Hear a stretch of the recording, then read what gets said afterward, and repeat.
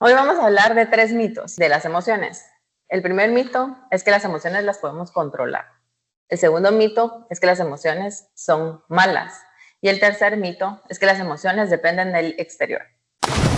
¿Te parece si lo desglosamos y vemos cómo lo podemos explicar? Muy bien. Bueno. Empecemos con el mito número 1, que las emociones las podemos controlar. ¿Tú crees que eso lo podemos hacer o no?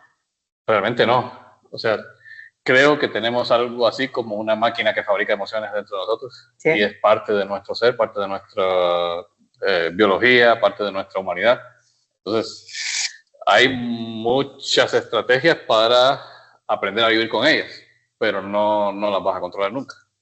Una emoción es una reacción química y física que el cuerpo produce, entonces viene, es automática. Entonces, por eso tú dices que no las podemos controlar. Y sí, me gusta la definición que hace Martha Nussbaum.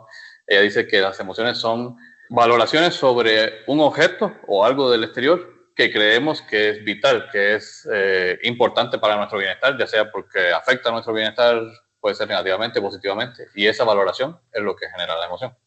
Pero primero viene un pensamiento o es una reacción química. Yo más creo que es una reacción química. Sí. Y después viene el pensamiento. Exactamente. De hecho, matiza un poquito lo que habíamos dicho en un capítulo anterior sobre los juicios. Habíamos dicho que los juicios son actos de habla, entonces son pensamientos ya cognitivos, pero la emoción viene antes de todo eso.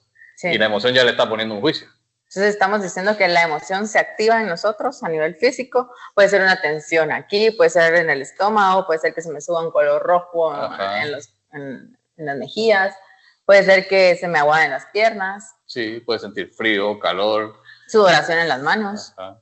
Cada quien va a...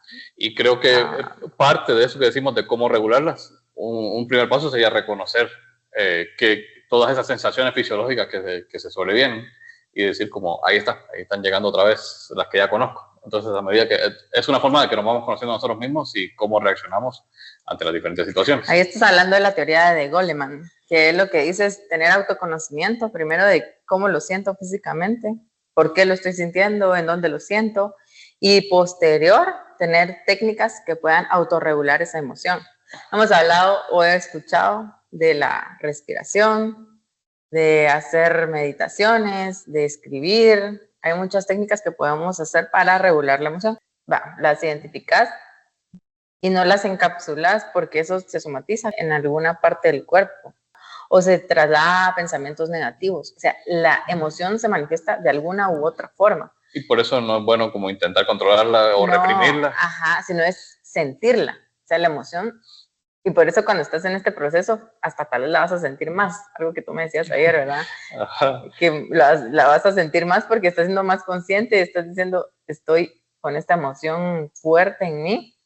Todos tenemos una vocecita interna, ¿verdad? Entonces, cuando no me identifico con la emoción, sino digo, ahí está, en mi cuerpo, y dejo que fluya y que se manifieste, me coloco como observador, no como alguien que percibe. Entonces, alguien que percibe le pongo una interpretación, le digo, me lo hizo, lo culpo, el villano, el dragón y todo lo que hemos hablado. Me alejo. Sí, me desidentifico. Esa es la palabra. Me desidentifico de la emoción y solo la veo y que se manifiesta en mi cuerpo y dejo que fluya. Y cuando no le pongo resistencia, se va. Eso he intentado hacer, la verdad. Sí. Controlar la emoción es como tapar una olla que está hirviendo. Entonces, eso que genera como más hervor y así. Pero lo que hace la autorregulación es venir y bajarle poco a poco el fuego a esa olla que está hirviendo el agua. Entonces, las emociones no las controlamos, solo las regulamos con técnicas como ya lo mencionamos. El mito número 2, las emociones son malas. Yo lo que creo y también lo que he leído en estos autores es que cada emoción tiene un mensaje y por algo la estamos sintiendo, de algo nos está advirtiendo. A veces ese mensaje o ese juicio de valor que hace sobre ese objeto que estamos percibiendo puede estar errado, puede estar también sobredimensionado, pero... Cuando exageramos la emoción y decimos... esto es la muerte precisamente para regularlo y para aprender a vivir con esa emoción, primero debemos entender ese mensaje. Por ejemplo, la ansiedad, si te impulsara a hacer la meta, a la acción, es una mensajera de que sí estás haciendo algo que te está impulsando, pero sobreexpuesta es muy malo para la persona y su expuesta también te deja paralizado porque no das ese paso a la acción. Pero te ayuda, por ejemplo, a afrontar un examen, sí, por el miedo. Exactamente. O sea, es más fácil verlo en las emociones que llamamos negativas porque son dolorosas. El miedo, la aversión. Aburrimiento. Sí.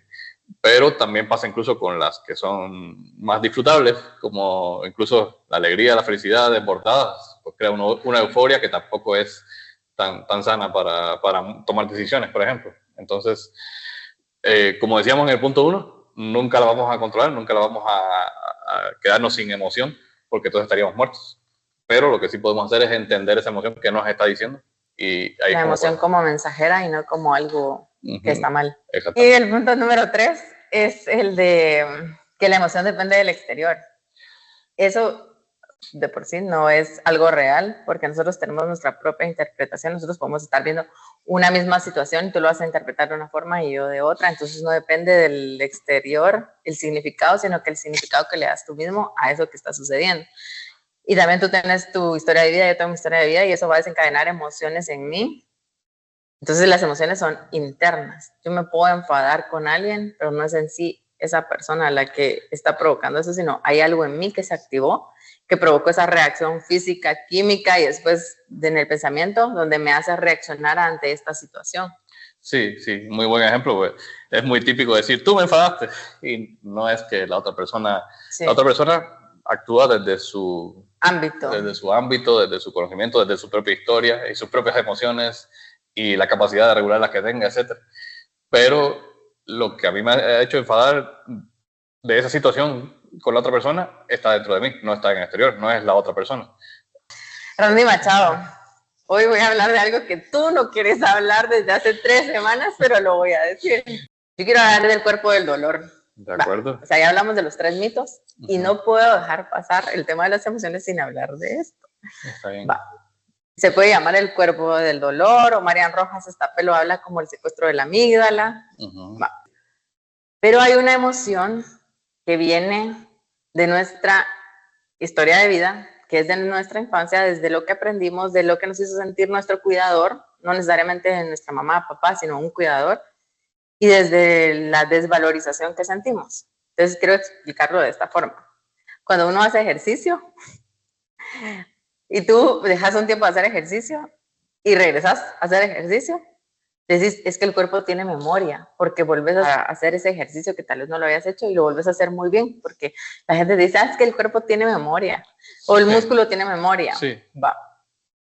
Aparte también está, por ejemplo, los recuerdos de comer fiambre, por ejemplo, el primero, sentir ese olor, partir la verdura. Entonces esos recuerdos me hacen remontarme a la casa de mi abuelita.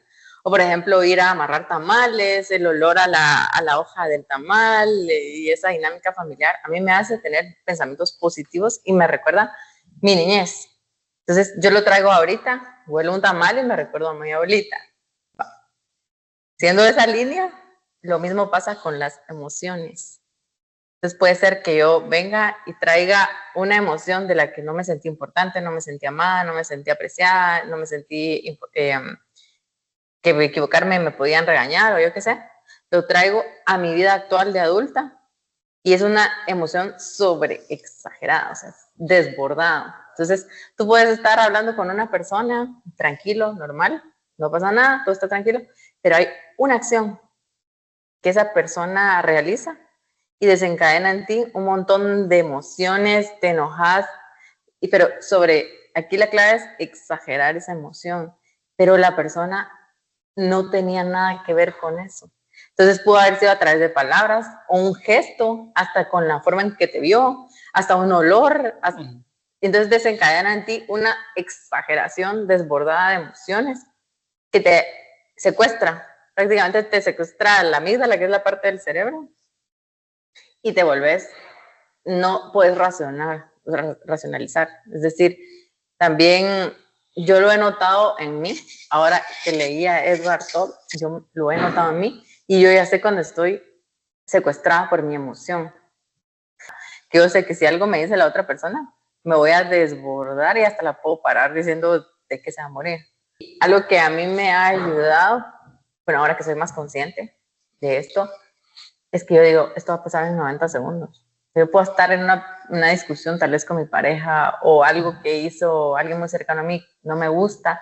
Voy a solo estar tranquila, respirar y digo, esto va a pasar en 90 segundos. Y literalmente pasa pues, 5 minutos, 90 segundos, dependiendo, ¿verdad? Y después ya se va. Pero ¿qué es lo que pasa? Es que yo la aprendo a reconocer. Entonces eso es autoconocimiento. No me la puedo quitar porque estoy fúrica, pero la dejo que se manifieste en mi cuerpo, tampoco la tapo con no, tapo la olla que está hirviendo, ¿no? Porque es peor, o se va a un tema de alguna enfermedad, lo somatizo en el cuerpo, no, entonces solo lo siento, y respiro, autorregulo, porque la respiración lo que hace es que el nervio vago le ayuda a que se regularice. El nervio vago es lo que tenemos en la espalda. Yo sí quería traerlo a la mesa porque yo estudié psicología, soy psicóloga, y honestamente yo no me recuerdo haber estudiado eso, y ahora que lo volví a leer hace un par de años y lo volví a releer el año pasado y fui consciente de esto, dije, sí, esto es, y es normal que pase. Y cuando estamos en ese estado podemos decir cosas muy hirientes o hacer cosas que tal vez no haríamos en nuestro sano juicio. Entonces, ¿te ha pasado que estás secuestrado por tu amígdala, por el Claro cuerpo del dolor? O sea, precisamente la razón por la que no lo quería decir es porque estoy luchando con un proceso de eso, donde sí se me activa en muchas situaciones, y todos estos autores hablan de esos momentos que incluso aunque ya tengas las técnicas y aunque ya racionalmente hayas dicho, bueno, cambié mi narrativa, ya lo quiero ver la situación de otra manera, hay algo que se activa que a veces lo logras regular, a veces logras decir, bueno, ahí está, voy a aguantar 90 segundos, pero hay veces que no puedes aguantar los 90 segundos y hay veces que... y explotas. Bueno, quizás tú lo estás identificando mucho con la furia, pero todo porque tal vez tal vez así es el tuyo, pero todos estos autores hablan que puede ser cualquier emoción de las dolorosas, o sea, puede ser, a mí quizás me causa mucho con la frustración y la vergüenza, y bueno, lo que María Rojas habla como el cortisol, esa descarga de ansiedad, de estoy en peligro, algo va a pasar y algo tengo que hacer y no sé qué. Tal vez solo hablando de esto, una vez con esto de las emociones, yo le decía a Jacobo, a mi esposo, es que yo me siento cabal con el síndrome del impostor, me siento impostora porque ahora digo, hablamos de temas así de emociones, de autorregulación, de autoconciencia, y vine acá y me desbordé por algo que pasó en mi casa. Yo le decía, me siento como un fake, ya sabes. Y él me dice, estás siendo muy autoexigente contigo, número uno. Y número dos, es como que si tú le digas a alguien que va a la iglesia, mira, no tenés que tener ningún pecado, tenés que estar limpio y tenés que ser santo. Entonces me dice, no es así, ¿verdad? Entonces, yo sí creo que hablarlo nos humaniza. Entonces ahí cambié mi estado de conciencia y dije, bueno, sí tienes razón, ¿verdad? No tengo que ser una perfecta para estar hablando de esto, sino es más humanizo eso que siento. Y yo de verdad, cuando he sentido el cuerpo del dolor, ahora que soy consciente, digo, no, realmente, si a todos nos pasa y no nos han explicado cómo regularlo, sí es bueno que lo hablemos acá si estamos hablando de emociones y que es algo normal. Sí, definitivamente. Bueno, también eso es parte del propósito de la ballena. O sea, no lo queremos ver como tenemos todo resuelto, somos los gurús y hagan lo que decimos y así se les va a resolver su vida. No, más bien estamos recorriendo este camino, estamos aprendiendo en el camino y pues quien quiera recorrerlo con nosotros, pues ahí está. Bienvenido. Yo quisiera finalizar con una analogía con el tema de las emociones como una cebolla. Entonces, tú puedes ir a un curso, se quita una capita. Puedes escuchar un podcast, se quita otra capita. Puedes escucharnos, se quita otra capita. Entonces, ese nivel de autoconocimiento va por capitas. No quiere decir que ya de un día para otro yo ya sea una súper reguladora de emociones, sino que se va construyendo y dura lo que dura toda tu vida. Tu vida son esas capitas que vas quitándolas y te vas moldeando para hacer la mejor versión de ti. Quizás me gustaría como enfatizar cómo se ve eso de la mejor versión, porque si ya dijimos que no las podemos controlar, no son malas, y son algo de nuestro interior, de nuestra identidad, de nuestra forma de ser, y no son algo del exterior. Entonces, no es como que las vamos a quitar, ni las vamos a borrar, ni se va a acabar esa emocionalidad. Entonces, ¿cómo se ve, cómo luce el éxito? ¿Cómo sería ese ideal al que queremos llegar cuando quitamos las capitas?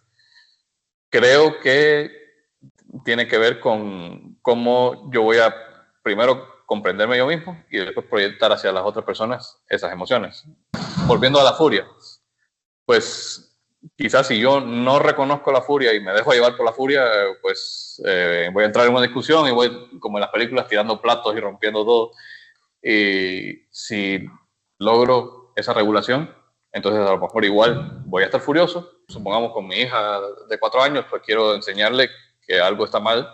Entonces sí le voy a mostrar que estoy furioso, pero no rompiendo platos y desbordándome, sino a lo mejor solo poniendo un poquito de cara de furioso y también tratándole amablemente. Entonces ya el mensaje que voy a dar va a ser diferente. Igual la furia está ahí, igual la voy a proyectar, pero no se va a desbordar. Creo que así sería el ideal al que queremos llegar. El éxito, sí.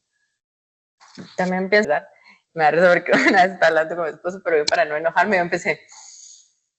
Entonces la respiración que hago es inhalo 4 veces, tengo 5 y exhalo 6. Me decía, ya estás haciendo tus ejercicios de relajación, ¿verdad? Y yo, sí, para no parar alegando ni enojándome. Esa me risa, al final nos estaremos riendo así como es súper divertido.